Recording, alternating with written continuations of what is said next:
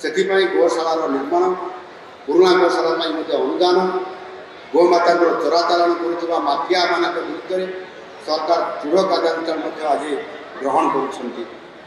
ଆପଣମାନେ ଶୁଣିଥିବେ, ଜଷ୍ଟ 4-5 ଦିନ ପୂର୍ବରୁ ମୋ କେନ୍ଦୁଝର ଜିଲ୍ଲାରେ ଏହାର କାମ ମଧ୍ୟ ଶୁଭାରମ୍ଭ ହୋଇଛି।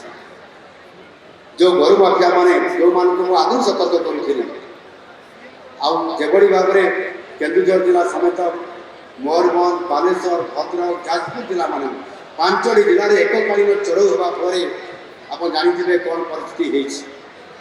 ସେଥିରେ 2 କୋଟି ଟଙ୍କା କ୍ୟାସ୍ ନଗଦ ବାହାରିଲା, 1 କିଲୋ ସୁନା ବାହାରିଲା, 3 କିଲୋ ରୂପା ବାହାରିଲା, ଆଉ 100 କୋଟି ଟଙ୍କାର ସମ୍ପତ୍ତି ସେ ମାଫିଆମାନଙ୍କର ସ୍ଥାବର ଅସ୍ଥାବର ସମ୍ପତ୍ତି ଭିତରେ ଆସିଯାଉଛି। 14 ଜଣ ମାଫିଆ ଜେଲ୍ ଭିତରକୁ ଗଲେ। ଆଉ ଯଦି ଆଜି ଦିନରେ ଆମେ ଗୋ ସୁରକ୍ଷା ନ କରିବା, ତାହେଲେ ଆମେ ଆଗାମୀ ଦିନରେ ନିଶ୍ଚିତ ଭାବରେ ଗୋମାତାଙ୍କର ସୁରକ୍ଷା ବିପଦ ଆସିବା ସହିତ ମଧ୍ୟ ଆମେ ଦୁଗ୍ଧ ଜଡ଼ିତ ଉତ୍ପାଦିତ ସମସ୍ତ ପ୍ରକାରର ଦ୍ରବ୍ୟରୁ ଆମେ ବଞ୍ଚିତ ହେବା ଏବଂ ସଂକଟରେ, ଖାଦ୍ୟ ସଂକଟରେ ପଡ଼ିବ ଆମ ରାଜ୍ୟ ବା ଆମ ଦେଶ।